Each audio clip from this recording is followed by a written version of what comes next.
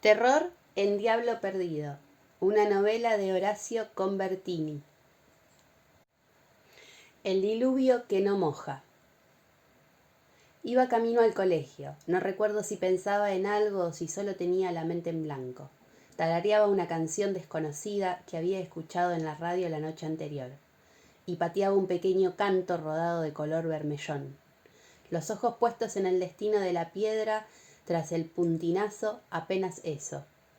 De golpe tuve la sensación de que algo malo estaba por pasar. Fue como una vibración interna, 2 segundos antes de que lo malo ocurriera, pero aún así no me dio tiempo a nada. Una sombra se descolgó sobre mi cabeza, como si alguien hubiera extendido un toldo gigante. Vi que las baldosas de la vereda se oscurecían, una zona de tinieblas empujando la zona de luz hacia más allá de la esquina. Miré el cielo, sorprendido. Se trataba de una nube baja, negra, compacta. Siguió el trueno, una explosión tan violenta que hizo temblar todo. Y cuando su sonido todavía reverberaba en el aire, llegó la lluvia. Intensa, agresiva. Corrí a cubrirme bajo la copa de un paraíso.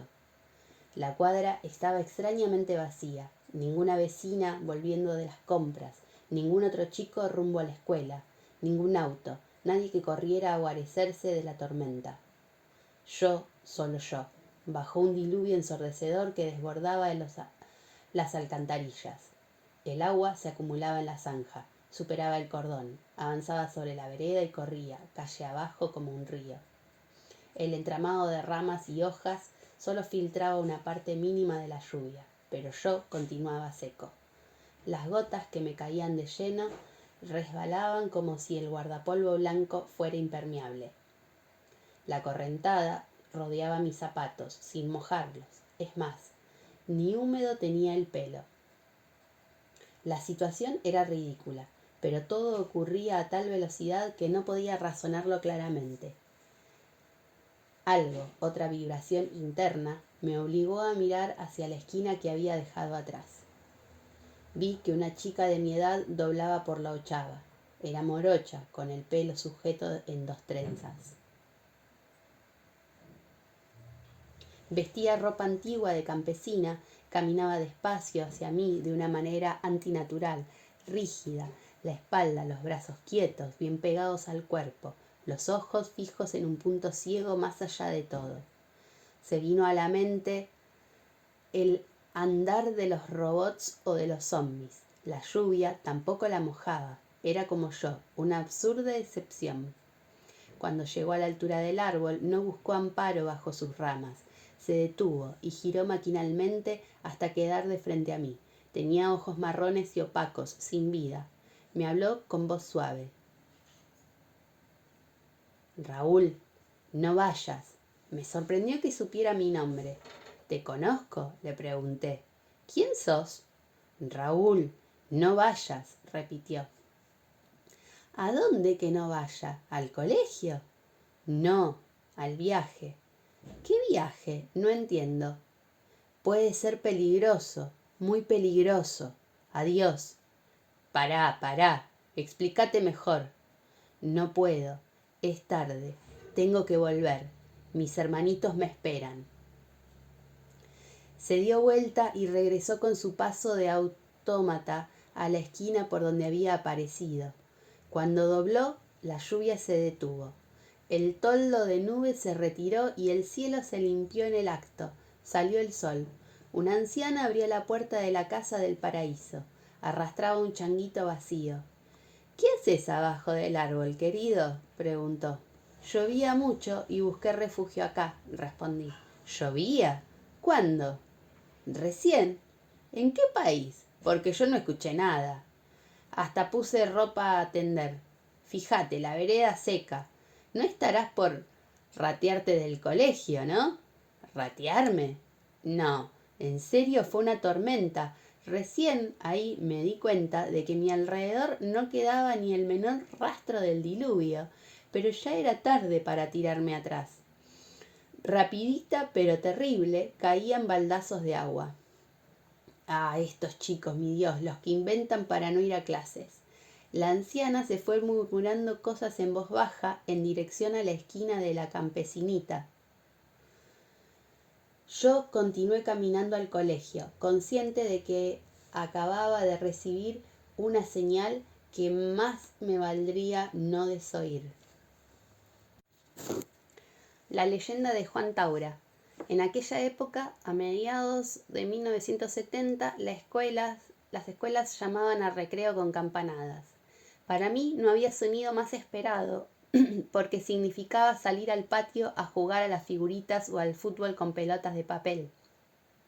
10 minutos de risas, correrías, felicidad plena.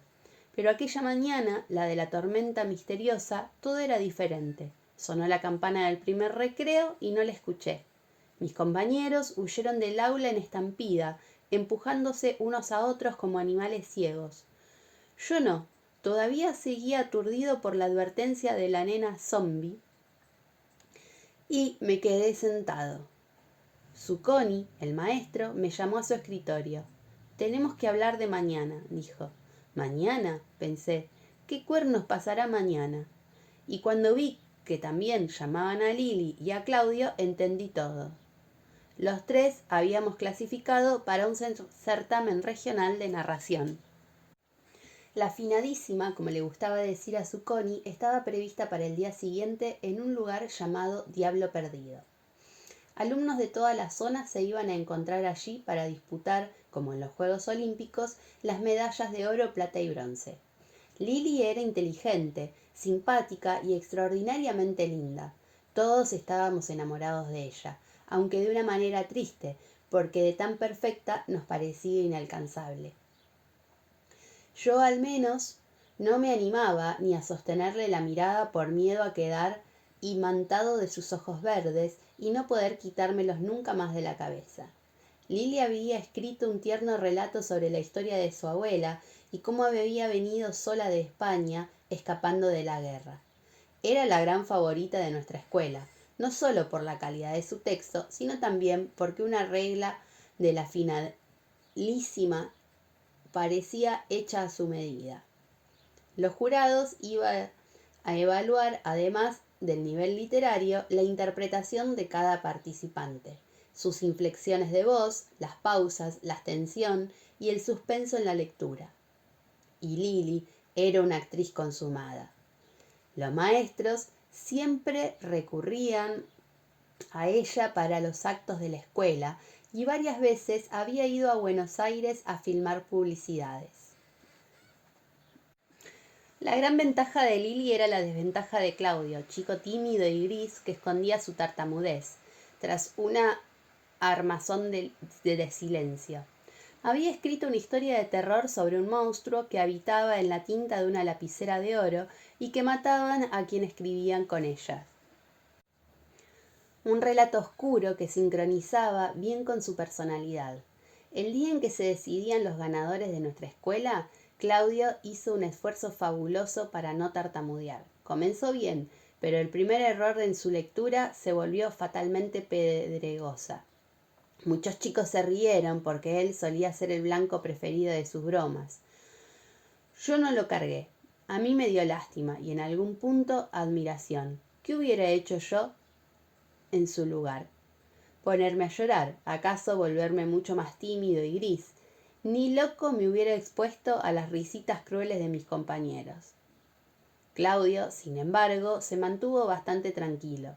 Continuó con su lectura hasta el final, dignamente, y Zucconi sorprendió a todos poniéndole un 10, la misma nota que a Lili. Yo terminé tercero con la aventura de un pibe que es secuestrado por chicos extraterrestres para que ayude a evitar una guerra interplanetaria. Ya tenemos la finalísima encima, dijo Zucconi. ¿Están nerviosos? Un poquito, respondió Lili por todos. No se preocupen, siguió el maestro. Los 3 cuentos son muy buenos y tengo fe en que nos va a ir bien. Pero es necesario trabajar un poco más la interpretación para que no haya sorpresas. Hoy nos vamos a quedar un rato después de hora a practicar y mañana, tempranito, partimos hacia Diablo Perdido. Nunca escuché hablar de ese pueblo, dijo Claudio. Yo tampoco, la verdad. Lo busqué en un viejo mapa de la provincia y no lo encontré. O es muy chico o es muy nuevo. ¿El nombre mete miedo?, acotó Lili. Según me contaron, viene de una antigua leyenda gaucha, explicó Zucconi. Es la historia de Juan Taura, un bandido despiadado que una noche, muy fría de invierno, hace un pacto con el diablo a cambio de que la policía nunca lo atrape. Deberá matar a 3 niños inocentes de modo de sacrificio antes de que llegue el invierno siguiente. Es así que durante un año entero saquea pueblos, roba bancos, diligencias, siembra el terror en toda la pampa y nadie puede detenerlo. Pero pasan los meses y no se anima a cumplir la parte de su trato. Juan Tauro es un hombre malvado, pero siente que no puede matar a un chico a sangre fría. Y a su suerte empieza a cambiar a medida que se le agota el plazo. Uno a uno, los miembros de su pandilla son detenidos o caen ante las balas de la policía hasta que queda solo. Huye perseguido por más de 100 hombres, sabe que tarde o temprano lo van a alcanzar y si lo agarran su destino será la horca. La única chance de seguir vivo es cumplir el pacto con el diablo. Ya no le quedan municiones ni alimento. Su caballo muere de fatiga. Un día de mediados de junio, mientras escapa a pie bajo una tormenta feroz, da con un rancho en el medio de la nada. Encuentra allí a 3 hermanitos, una nena de 12 años y 2 mellizos más chicos. Si los mata, podrá volver a ser el bandido implacable de antes, pero la nena lo recibe con una sonrisa y le ofrece un plato de comida y un lugar cálido donde descansar a salvo de la lluvia. Juan Taura, desesperado de hambre, cansancio y frío, come, duerme y sueña con el diablo que le exige cumplir con su palabra. Se despierta y encuentra a los hermanitos dormidos. Cuando saca el facón para matarlos, la nena abre los ojos marrones y le sonríe. Juan Taura no soporta la mirada y sale corriendo. ¿Y? ¿Lo atraparon?, preguntó Claudio. Jamás. Desde entonces, dice la leyenda, vaga por la pampa, huyendo de su maldición y tratando de encontrar a 3 niños inocentes que matar. El diablo perdido es él. El relato de Zucconi había sido magistral. Voz clara, pausas estratégicas, algún ademán para sostener el sentido de la frase. Una clase práctica de lo que él pretendía de nosotros en la finalísima. Lili aplaudió de entusiasmo. Claudio sonrió. Yo permanecí en silencio, blanco de miedo, dueño de una verdad terrible que no me animaba a confesar. ¿Verdad o consecuencia? Zucconi era un hombre alto, muy flaco, que usaba anteojos de lentes gruesos porque era corto de vista. Se parecía a Clark Kent sin los músculos de Superman y caminaba algo encorvado. Era el mejor maestro del colegio. Explicaba tan bien los temas que si uno le prestaba atención en clase y tomaba nota de lo que decía, las lecciones del manual terminaban resultando pan comido. Además, siempre encontraba alguna actividad extra para motivarnos, como el concurso de narración. Ese día, el día de La campesinita misteriosa y la leyenda de Juan Taura, nos quedamos 1 hora ensayando al final de la jornada. Lili, como no podía ser de otra manera, estuvo brillante. Yo, aunque con la mente llena de fantasmas, cumplí. Por eso Zucconi se concentró en Claudio. Trataba de darle confianza y de enseñarle trucos de respiración. No te apures, le decía. Inspira profundo. Llena de los pulmones de aire. ¿Sentís cómo sube el diafragma? No te atropelles para hablar. Las pausas a veces ayudan a crear un clima, sobre todo en un relato de terror. No pienses en que te vas a trabar, concéntrate en la magia de lo que estás contando. Y si te trabas, seguí como si nada. El auditorio va a estar enganchado con la historia y ni se va a dar cuenta. Claudio lo escuchaba, asentía, tomaba aire, continuaba. Creo que interiormente agradecía el apoyo de su Connie y quería responderle con un desempeño lo más eficaz posible. Tartamudeó poco, su esfuerzo me emocionó. Él estaba peleando por algo mucho más importante que el podio de un concurso escolar. Él no era un chico gris. Finalmente el maestro nos dijo que estaba conforme con nuestro trabajo y que al día siguiente, sábado, nos iba a pasar a buscar a las 6 de la mañana para ir a Diablo Perdido. Es un viaje largo, advirtió, así que acuéstense temprano y descansen bien. No piensen en las medallas ni en el jurado. Tómenlo como un paseo. ¿Entendido? Respondimos que sí y regresamos a casa. Claudio y Lili, que vivían para el mismo lado, se fueron juntos charlando animadamente. Me sorprendió que él, siempre a la defensiva, se mostraba tan desenvuelto justo con la chica que a los demás nos dejaba sin palabras. Pero en ese momento lo que más me intrigaba era otra cosa. La campesinita del diluvio, ¿tenía algo que ver con lo de la leyenda de Juan Taura? ¿Qué peligro nos esperaba en el viaje? ¿Acaso un gaucho maldito dispuesto a pagar su deuda con el demonio? Mamá me notó preocupado y me preguntó qué me pasaba.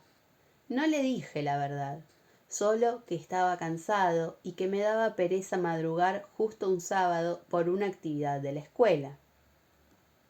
Pero si hasta ayer estabas entusiasmado, Raúl. Ya no, o no puedo cambiar de idea. Y dejé el tema ahí. Esa noche, justo antes de la cena, su Connie llamó a casa y atendió mamá. Conversaron del viaje. Ella no le contó nada de mi fastidio y dio por sentado que yo seguía siendo de la partida. Pero después de comer, cuando estaba levantando los platos, me preguntó preocupada. Entonces, ¿vas a ir o no? Ya te dije, contesté. Lo que me dijiste fue que no tenías ganas. Es lo mismo. Mamá resopló y se llevó los platos a la cocina. Escuché que abría la canilla y que se ponía a cantar en voz alta, su forma de avisarme que estaba enojada y que buscaba calmarse para no discutir. Entonces tomó la posta papá. ¿Qué te pasa, Raúl? Trata de ser claro. No te portes como un nene caprichoso. Pensé, ¿me creerás si le digo que me cayó una tormenta encima y no me mojó? ¿Que una chica impermeable me advirtió que no viajara? ¿Que el fantasma de un gaucho matrero todavía recorre los campos de Diablo Perdido en busca de 3 niños inocentes que matar? No, no, no. Ni loco. Voy a quedar como un idiota. Mejor sigo con la excusa del cansancio, resulta más creíble. No tengo ganas de madrugar, respondí. Es eso. Nadie te obliga a ir, pero lo hubieras pensado antes. Dejabas tu lugar libre y tal vez lo ocupaba otro pibe. Ya tenés 12 años, hijo, una edad suficiente para entender el sentido de la responsabilidad. Si renunciás al viaje ahora, vas a defraudar a tu maestro y a tus compañeros. ¿Qué hago? ¿Llamo a su Connie y le digo que no vas porque querés dormir hasta el mediodía? La idea de quedar en la historia del colegio y sobre todo en la memoria de Lili como un estúpido dormilón que traiciona a su clase fue demasiado. Está bien, voy, protesté. Me levanté de la mesa y me encerré en el cuarto. Supe enseguida que me iba a costar mucho dormir y no por los nervios del concurso. Kaiser Calavera. El rumor incesante de la lluvia, la respiración entrecortada de un hombre enloquecido, el frío del metal en mi garganta. Eso es todo lo que recuerdo de la pesadilla que me despertó cuando todavía era noche cerrada. Prendí el velador de un manotazo. Los ojos se me llenaron de una luz tan blanca que me obligó a cerrarlos de nuevo. Tuve miedo de abrirlos y encontrar la razón de mi mal sueño, pero prefería eso, el espanto desatado, a seguir en la incertidumbre. Si había alguien en el cuarto, si dentro de esas 4 paredes latía un peligro, mejor saberlo y enfrentarlo. Conté hasta 3. Abrí los ojos y no vi nada extraño. El póster de San Lorenzo, campeón en la puerta del placar, la biblioteca con la enciclopedia, lo sé todo, y la colección de autitos Matchbox. Un perchero de caño con la campera que llevaba al colegio. La valija tirada en el piso. Suspiré de alivio. Lo malo definitivamente estaba en mi cabeza. Aunque me había dormido muy tarde, me sentía desvelado y alerta, invadido por una energía insólita para la hora. Recordé que mi papá me había regalado un libro sobre leyendas rurales. Jamás lo había leído porque no era un tema que me interesara. Me levanté, lo agarré y busqué alguna referencia a Juan Taura. Pasé las hojas tan rápidas que me corté las yemas de los dedos con el filo del papel. Encontré al basilisco, una especie de lagartija con un ojo solo que te mataba o te dejaba ciego si la llegabas a mirar fijo. Al pombero, monstruo protector de las aves que odiaba a los pibes que cazaban pajaritos y bebía sangre como los vampiros. Al lobizón, 7º hijo varón, que en las noches de luna llena se convertía en una fiera hambrienta. Pero del gaucho maldito, nada, ni siquiera una palabra. Existía la posibilidad de que Zucconi hubiera inventado la historia del pacto diabólico simplemente para darnos un ejemplo del arte de narrar, y de que la conexión de que yo creía ver entre la nena de Juan Taura y la nena zombie fuera pura casualidad. Esa teoría no explicaba la aparición fantasmal de la campesinita en medio de la tormenta del día anterior, pero tampoco estaba dispuesto a encontrar todas las respuestas justo en ese momento. Me bastaba con saber que esa madrugada, al menos en mi cuarto, nada era especialmente tenebroso. Cuando mamá vino a llamarme, yo ya había perdido la cuenta de las horas en vela y de los pensamientos que me descarrilaban por senderos en tinieblas.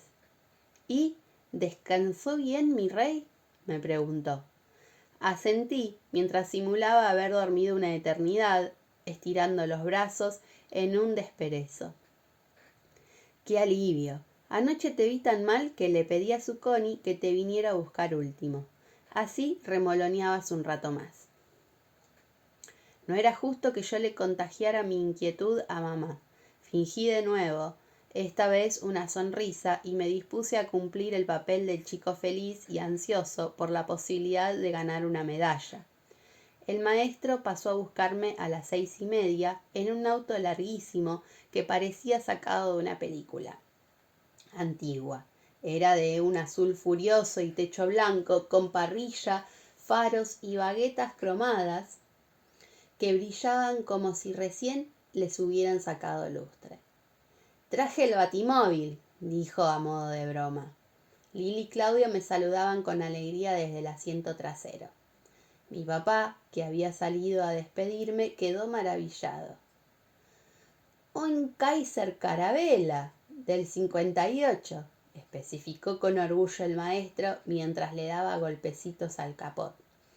«Uno de los primeros en salir de la línea de producción. Es de mi padre. Como el micro del colegio andaba más o menos y nosotros somos apenas 4, se lo pedí. Pensé que a los chicos les gustaría más que mi Fiat 600. De carrocería está a 10 puntos, se nota a simple vista», me elogió papá, pero siguió con un tono apenas disimulado de desconfianza. «¿Y de motor?». «También», contestó Zucconi, «mejor que un 0 kilómetro». Yo subí mientras ellos conversaban sobre cilindros verticales, caballos de fuerza y pistones de aluminio. Mamá le dio al maestro una bolsa con sándwiches y una botella de agua para mi almuerzo, y él guardó todo en el baúl junto a las viandas de Lili y Claudio. El sol, que ya se insinuaba como una lengua de fuego en el horizonte, prometía escalar sobre un cielo despejado. «Va a ser un día inolvidable», dijo Lili. La frase no me gustó. Lo único que yo quería era la normalidad más simple, esa que uno olvida al instante. Camino a la pesadilla. El interior del Kaiser Calavera era espacioso. Sus asientos de cuero color marfil, mullidos como los sillones del living de casa. ¿A qué se había reducido mi pesadilla? A un viaje cómodo por una ruta con poco tránsito y bajo un cielo celeste, limpio, coronado por un sol maravilloso que le sacaba destellos de plata a los cromados del auto. Nada que temer, pensé, y esa certeza me quitó un peso enorme de encima. Lili, apoyada con los brazos en cruz sobre el respaldo de la butaca delantera, charlaba con su Connie. Le decía que su sueño era ser actriz como Andrea del Boca. Pero me cuesta llorar. ¿Vio cómo hace ella en las telenovelas, que los ojos se le llenan de lágrimas enseguida? Bueno, imposible. Y eso que practico frente al espejo, ¿eh? Pongo música triste en el tocadiscos, pienso cosas feas y nada. Solo me sale esto. Y hacía puchero con la boca. A llorar se aprende, acotaba el maestro. Existen técnicas especiales que enseñan en las academias de teatro. Y nunca hay que olvidarse del poder de la cebolla. ¿A qué no sabes por qué tu mamá llora cuando corta una? Ahí estaba su Connie, docente de tiempo completo, transformando una conversación informal en una clase sobre el ácido sulfúrico que desprende la cebolla al ser pelada. Ahí estaba Claudio, puro silencio, la espalda derecha contra el respaldo, los ojos cerrados como si estuviera mirándose por dentro mientras practicaba ejercicios de respiración. Ahí estaba Lili, luminosa a contraluz, el pelo castaño y suelto irradiando un aura especial, divertida, además, imposible no sentirse prendado de ella. Ahí estaba yo, sedado por el mar verde y quieto de la llanura, una postal que me llenaba de paz, me aflojaba el cuerpo, los párpados y ahuyentaba los malos presagios. Mi mente se dejaba acunar por el mismo pensamiento tranquilizador que se repetía como el tañido de una campana cada vez más lejana. Nada que temer, nada que temer, nada que temer. Cuando abrí los ojos, el escenario había cambiado. El cielo cargado de nubes de lluvia, el auto detenido en una rotonda. Su Connie, Claudio y Lili examinando un mapa gigante que desplegaban entre los tres. ¿Qué pasa?, pregunté. Se viene una tormenta, bárbara, dijo Claudio. Y encima estamos más perdidos que diablo perdido, agregó Lili. Esperen, yo diría que estamos un poco desorientados, trató de calmarlo su Connie. Si no me equivoco, hay que seguir derecho. Pero usted dijo en la tercera rotonda a la izquierda, discutió Lili. Exacto, y esta es la segunda. Todavía falta una. Yo conté 3, porfió mi compañera. 2, dijo el maestro. Va, creo. Yo no llevé la cuenta, dijo Claudio, que parecía compungido. 2, estoy seguro, dijo su Connie para sí. Plegó el mapa, lo puso a su lado en el asiento delantero y reinició la marcha. Siguió el camino recto, confiado en su pálpito. Lili nos miró e hizo que no con un dedo para manifestar en silencio su desacuerdo. Claudio se encogió de hombros. Yo pronto tuve la misma impresión que mi compañera. A poco de andar, la ruta se fue angostando, dejamos de ver autos y el asfalto se degradó en un ripio que crujía bajo las ruedas del Kaiser Calavera. Qué feo se puso, y señalé el cielo, que de tan cerrado se asemejaba ya al techo de una cueva. con lo lindo que estaba el día. Fue un minutito antes de que te despertaras. Llegamos a la rotonda y ¡zas!, dijo Lili. ¿Cómo? Si alguien hubiera extendido un toldo gigante, agregó Claudio. Y sus palabras tuvieron en mí el efecto de una sensación ya vivida. El parabrisas del Kaiser Caravela se empezó a pelar con una garúa cada vez más densa. Uy, parece que se larga nomás, se lamentó Zucconi. Apenas terminó de decirlo, una estruendosa cortina de agua se precipitó sobre nosotros. Zucconi aminoró la marcha. Los vidrios del auto se volvieron paredes líquidas y era difícil ver a través de ellos. Aún así, algo de fuera me llamó la atención. La nena zombie y sus hermanitos, secos e imperturbables, estaban de pie en la banquina. Sus siluetas borrosas se adivinaban primero adelante y después, a medida que el Kaiser Caravela avanzaba a paso de hombre, a mi costado. No necesité más para que los miedos volvieran. Al fin de cuentas, sí había algo que temer. Solos en medio de la nada.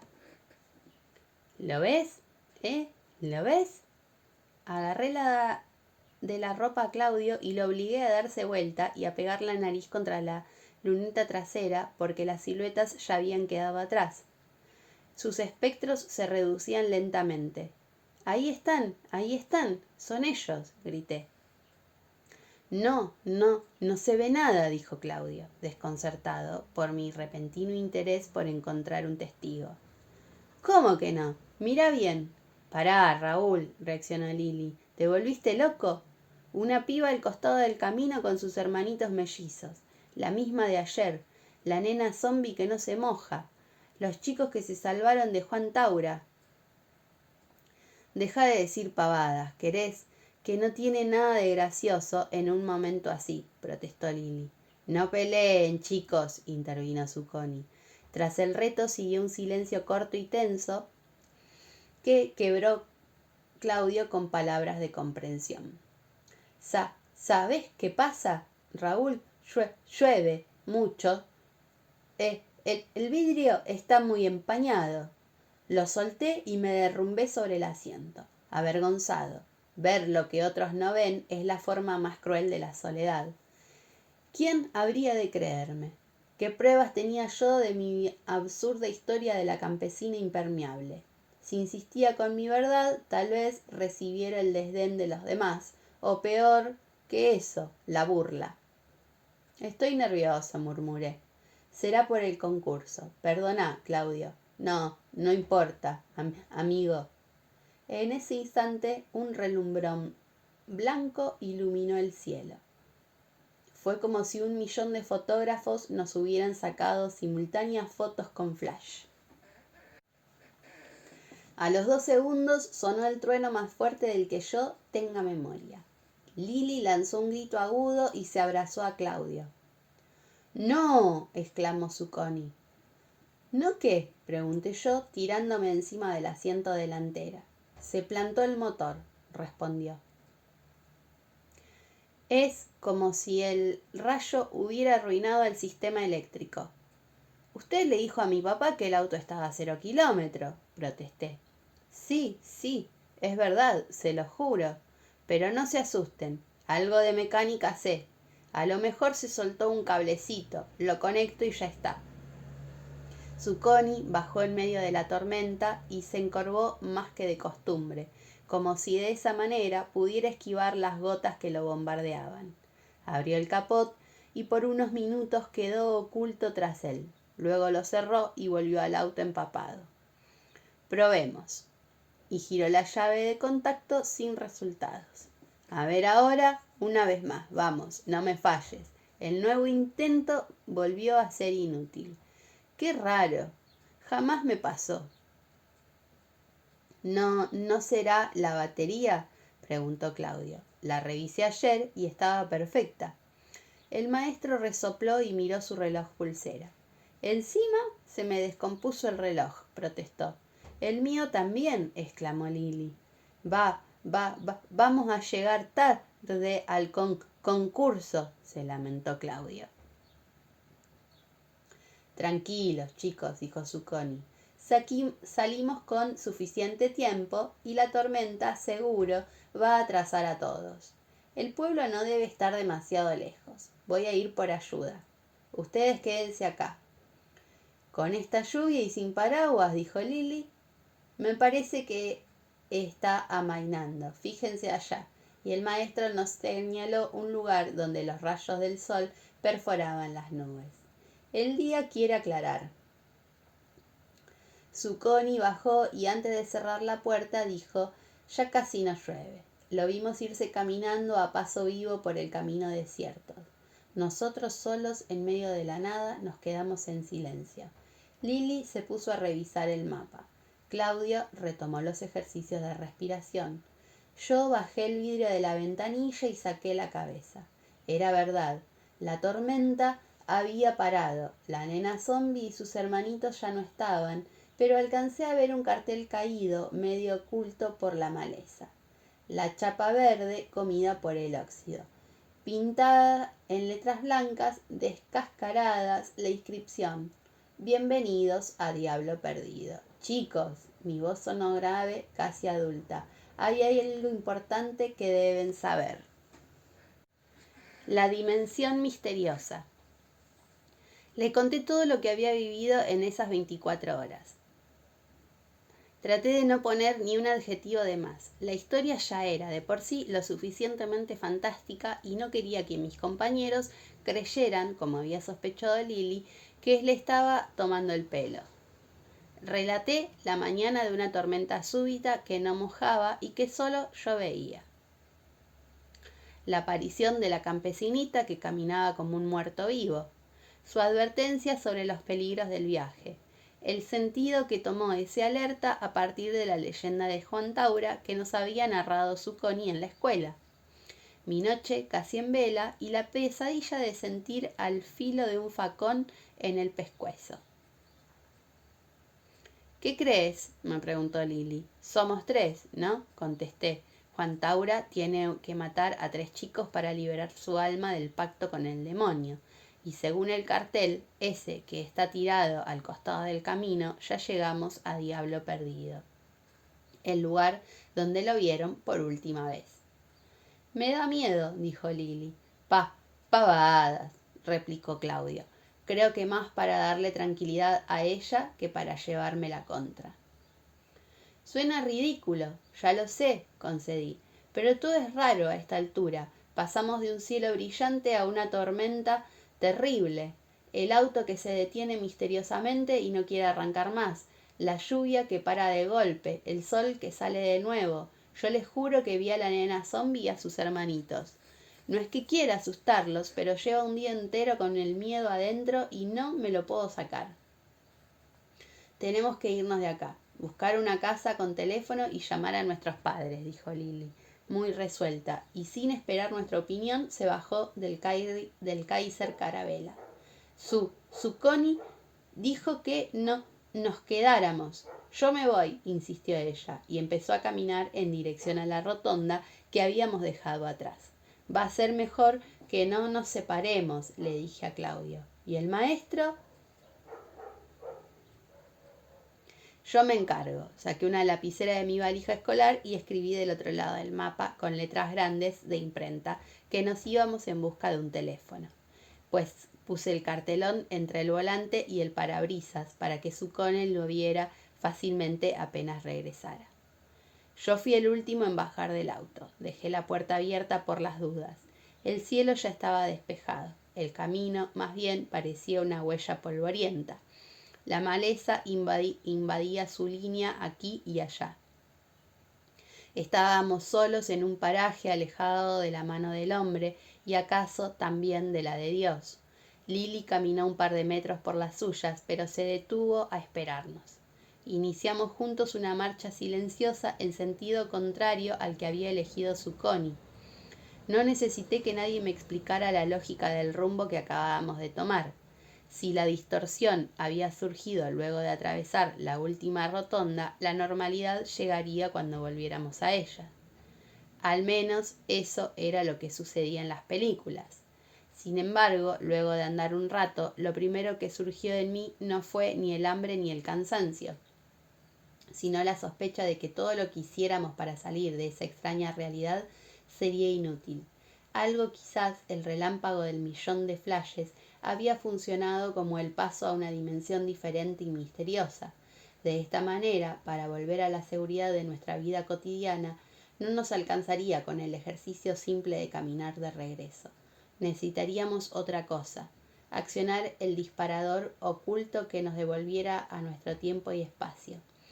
Pero esa sospecha, que crecía dentro de mí con una fuerza arrolladora hasta volverse cada vez más clara y constituirse en una certeza, no era para compartir con mis compañeros. De ninguna manera quería ser un pájaro de mal agüero. Elegí entonces callar y esperar que el destino decidiese. Allá, miren. Lily señaló una casa pequeña de paredes blancas a la izquierda del camino, casi oculta por la copa baja de un ombú. Estaba a unos 200 metros. Tal vez haya alguien que nos pueda ayudar. Vamos, dijo Claudio. Corrimos entre pastos crecidos hacia la esperanza mínima que había surgido de pronto. Un rancho con paredes de adobe, alero y techo de paja y ramas, horno de barro, aljibe. La insinuación de una vida humana en esa planicie que parecía desierta. A modo de puerta, una tela colgando. Un facón en la garganta. No se escuchaba otra cosa que el trinar de los pájaros y el murmullo de las hojas del ombú estremecidas por el viento. Nos miramos sin saber qué hacer. Claudio golpeó sus palmas a modo de llamado. Nadie contestó. Lini se animó con un «Hola, buen día» a viva voz y tampoco obtuvo respuesta. Entramos entonces muy despacio por temor a lo que hubiera del otro lado. Asomamos primero la cabeza, metimos luego un pie, otro, en una sucesión de movimientos breves y tímidos que representaban nuestro miedo. El piso del rancho era de tierra apisonada. Había un fogón con cenizas de leña, un barril con agua, una mesa y algunas sillas de madera rústica, colgando de la pared ollas y enseres de metal, ennegrecidos por el uso. Sobre la mesa, restos de una vela derretida y una horgaza de pan redonda. No era el único ambiente. Atrás había un cuarto, también con una tela como puerta. La descorrí y me asomé. Un catre, colchones de paja. Tengo hambre, dijo Claudio. ¡Qué tontos! No, nos olvidamos las viandas en el auto. Lily cortó con la mano un trozo de pan y se lo dio. Luego me convidó a mí. Por último se sirvió ella. Nos sentamos en las sillas a comer. Era un pan distinto al de la panadería de casa. Tenía la corteza más dura, la miga más gruesa, aunque de todos modos era rico y fundamentalmente necesario. Quedé suspendida en la acción simple de masticar y saborear. Había perdido la noción del tiempo, pero por la altura del sol en el cielo suponía que estábamos bastante cerca del mediodía. Todo es raro, dijo Lily. Y real, agregó Claudio. Ella se arremangó el suéter y empezó a pellizcarse el brazo. Lo hacía con tanta fuerza que se mordía los labios del dolor. En la piel se le formaban muescas coloradas. ¿Estás ensayando para llorar como Andrea del Boca?, le pregunté. No, quiero saber si estoy soñando. Yo creo que esto no es un sueño, pero tampoco la realidad que conocemos. Mis dos compañeros pusieron cara de intriga. En algún momento del viaje debimos haber pasado a otra dimensión. No sé cómo, pero estoy seguro de que eso es lo que me advertía ayer la nena zombie. ¿Qué hacemos si no en un rancho de 1800? sin autos ni relojes que funcionen. ¿Y dónde estamos entonces? No lo sé. Quizás en la dimensión de una leyenda, la de Juan Taura, el diablo perdido. ¿Qué deberíamos hacer? Esperar hasta que las cosas que tengan que suceder sucedan. ¡Basta! Lili golpeó la mesa y se puso de pie. Raúl, viste demasiada televisión. No voy a perder más tiempo. Si acá no hay nadie, voy a encontrar un lugar donde nos puedan ayudar. Una estación de servicio, una fonda, no sé. Encaró decidida hacia la salida. Descorrió de un manotazo enérgico la cortina y se fue. La tela quedó bailando. Claudio atinó a pararse porque su primer instinto fue seguirla, pero parecía tironeado por dos fuerzas iguales y opuestas, su deseo de acompañar a Lili y el convencimiento de que yo tenía razón. Estoy seguro de que la primera fuerza no hubiera tardado demasiado en vencer a la segunda, ya que había notado cómo se iluminaba la cara cuando hablaba con ella. Ese estado de encantamiento que le hacía olvidar su tartamudez. Pero tal prueba no fue necesaria. Escuchamos un grito agudo y enseguida la vimos entrar de nuevo. Lili sujeta desde atrás por una sombra enorme. Los pies de nuestra compañera en punta apenas rozando el suelo. Los ojos verdes oscurecidos por el terror. Un facón en la garganta. El patrón de las pesadillas. Tenía un sombrero negro de ala corta y blanda, la cabeza envuelta en una pañoleta gris anudada al mentón, la barba larga, rojiza, espesa, la desbordaba por los costados. La ropa sucia de barro y polvo, un poncho rojo con guardas negras, debajo del cual se le veía una camisa que alguna vez había sido blanca. Un chiripá azul con rayas anchas, ahora grisáceas, sostenido por una faja, calzones claros, botas de cuero de potro, de las que asomaban dedos gruesos con uñas negras y engrafiadas. La punta del facón que rozaba la piel de Lili resplandecía como la peor de las amenazas. Pero, aún así, perdía frente al brillo de los ojos, dos brasas ardientes que le daban a la cara de Juan Taura, el extraño fulgor de la locura. 3 gurises, dijo, y su voz sonó como un cuchillo raspando la piedra. 3 gurises, nada más. Lili volvió a gritar y el gaucho matrero la empujó hacia donde estábamos nosotros. Claudio la abrazó y ella se largó a llorar despacito. Acá hace tanto que ya ni me acuerdo. Vivían una chinita y sus hermanitos, criaturitas todos. Juan Taura miró nerviosamente a un lado y otro, como reconociendo el lugar, el facón en su mano derecha, listo para el tajo. Me dieron un plato de comida, un lugar junto al fuego. ¿Cómo matarlos? Pero había dado mi palabra, mi misma sangre un año antes. No nos hablaba a nosotros, estaba recordando para sí la historia de su perdición. Malaya, esa noche, fría como barriga de sapo, la pulpería del tape, y ni ginebra tenía yo. Solo dejaba morir las horas, medio abombao, hasta que apareció ese. Primero lo escuché. ¿Vieron cómo le sonaban las nazarenas de plata? Después se me apareció de frente. Saqué la faja, un argentino de oro. Sacó la faja de un argentino de oro.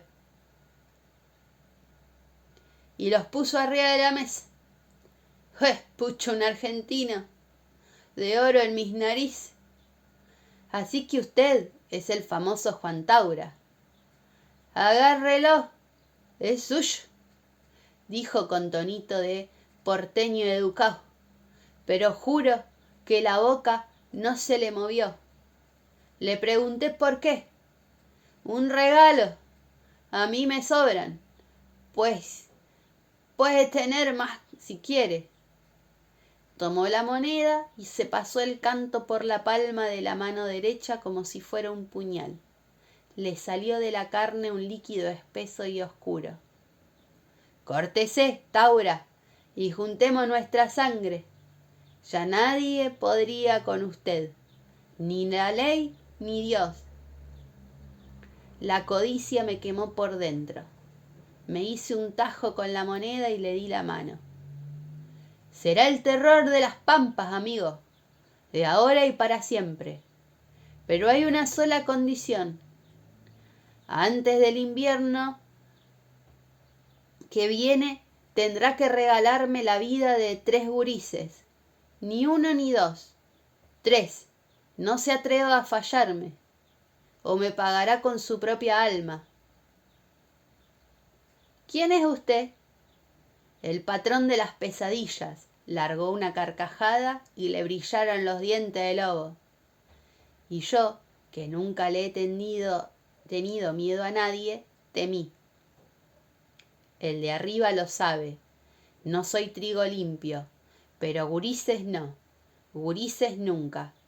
Y los hermanitos habían sido buenos. Tanto tiempo huyendo, ya no pude más. Bajo el brazo armado, todo él se aflojó como si recordar le hubiera hecho bien. Pero en un momento su cuerpo se tensó de nuevo y el facón volvió a brillar en su mano derecha. 3 gurises, canejo, pa' descansar en paz. Y avanzó de a poco tirando tajos. Lili se escondió detrás de Claudio.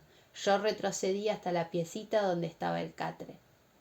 ¡Por mi alma!, gritó Juan Taura, y el facón trazó un semicírculo feroz hacia el cuello de mi amigo.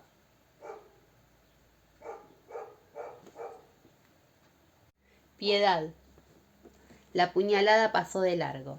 Claudio había logrado evitarla tirando el cuerpo hacia atrás justo cuando el acero relampagueaba sobre él. Lili gritó y corrió a buscar protección en la piecita, desde donde yo miraba la escena sin atinar a nada. Es que no tenía ningún plan. ¿Acaso resistir bloqueando la puerta con el catre y los colchones de paja hasta que viniera Zucconi, si es que estaba en la misma dimensión que nosotros? ¡Malaya!, exclamó Juan Taura, desairado por el movimiento rápido de mi amigo. Los ojos, que habían sido brasas, se le volvieron 2 abismos negros. Empezó a apartar a manotazos furiosos los muebles que podían interponerse entre él y sus presas. ¡Claudio!, grité yo. No fue un llamado, sino una reacción de asombro cuando vi que temblaba frente al gaucho, pero que no parecía estar dispuesto a escapar de ninguna manera. «Vení acá, rápido», insistí. Me miró apenas un segundo como si hubiera querido avisarme que él conocía algo más. ¿Acaso la llave que habría de sacarnos vivo de allí? Y luego se enfocó de nuevo en Juan Taura. El gaucho se preparaba para un nuevo ataque y se le acercaba muy despacio, el cuerpo encorvado como una fiera lista para el zarpazo. Un baile amenazante y en cámara lenta. «Escúcheme, por favor», dijo Claudio, mientras hacía el gesto apaciguador con las manos. «No tengo nada que escuchar. Ya escuché lo que debí y acá estoy, pagando». Justamente, Taura, usted ya pagó». Una nueva puñalada cortó el aire y Claudio la esquivó dando un salto hacia atrás. Lili estaba acurrucada en un rincón de la piecita, la cabeza hundida en las rodillas, las orejas tapadas con las manos. Murmuraba algo más, quizás un rezo. Yo paralizado de miedo, ni siquiera había montado la barricada para detener el ataque del gaucho en caso de que viniera por nosotros. Juan Taura respiraba agitado, como si un siglo de cansancio se le hubiera encarnado todo junto en ese mismo momento. El facón parecía pesarle. Tiró un nuevo puntazo, pero sin la fuerza ni la convicción de las anteriores. Fue casi un ademán, la representación vacía de un compromiso con la muerte que ya lo empezaba a doblegar. Y Claudio se dio cuenta. Ya salvó su alma, Taura. «Basta», gritó el gaucho, y dio un pisotón que levantó polvo del piso. «Todavía puede descansar en paz. Créame». El gaucho detuvo su avance, enderezó la espalda, bajó el brazo armado. —¿Qué dice, gurí? Claudio siguió. Lo dijo con palabras simples y claras. Tal vez estas, tal vez otras. Eso no es lo importante. Que la piedad lo había salvado aquel día en que decidió no matar a los 3 hermanitos. Que no tenía que escapar de nadie, ni de la ley, ni del diablo, y que solo le quedaba pedir perdón a Dios y dejarse ir. En todo hombre late algo bueno, finalizó sin tartamudear. Juan Taura abrió los ojos muy grandes, como si de pronto hubiera comprendido, y en ellos ya no hubo fuego ni abismos tenebrosos, solo la humedad de una tristeza profundamente humana. —¿Piedad? —murmuró. —Cierto, yo tuve piedad, tata Dios. Retrocedió lentamente, meneó la cabeza en negación y apretó los puños, como si estuviera resolviendo por dentro la pulseada final con el diablo. Soltó 2 o 3 palabras que no entendí. Sonrió con un dejo de amargura al descorrer la cortina de la puerta. Dejó caer el facón. —Gracias, gurí —le dijo a Claudio, y desapareció como barrido por un soplo de viento. Volver al futuro. Una luminosidad intensa, el relámpago de 1.000.000 de flashes de nuevo, nos obligó a cerrar los ojos, y cuando los abrimos todo había cambiado.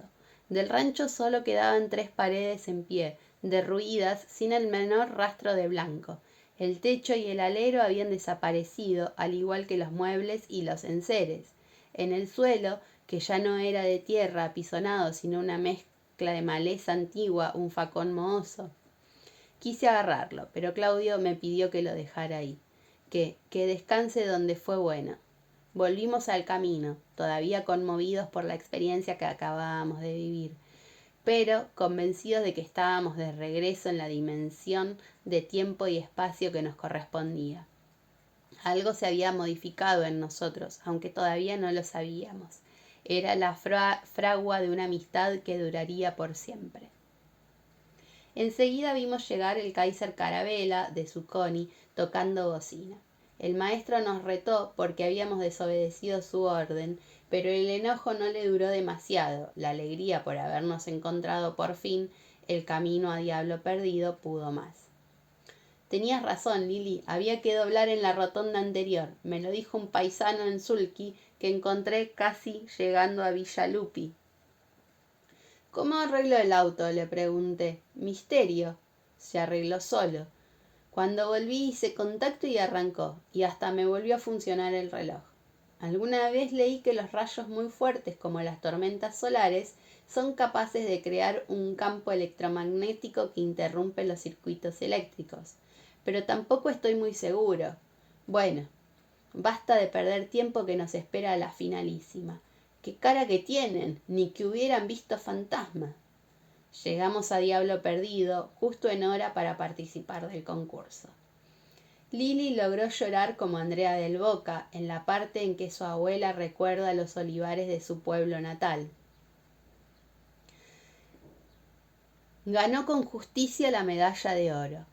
Claudio, concentrado en la respiración, tartamudeó solo una vez y se llevó la de bronce. Yo me quedé con una mención de honor y con el abrazo de felicidad de mis amigos, un premio superior a cualquier otro. El viaje de regreso fue en silencio, un poco por el cansancio, pero más que nada por la perplejidad. Los 3 entendimos que lo ocurrido esa mañana no había sido un sueño, y por tal razón la historia se nos volvió tan difícil de comprender y todavía nos confunde con sus imágenes perturbadoras. La campesinita atravesando el tiempo para advertirme un peligro. El facón en la garganta de Lili. El ataque salvaje que se detiene antes de lo irreparable por el sortilegio de las palabras justas. Nunca pude olvidar la última mirada de Juan Taura y la melancólica esperanza que asomó en sus ojos desesperados.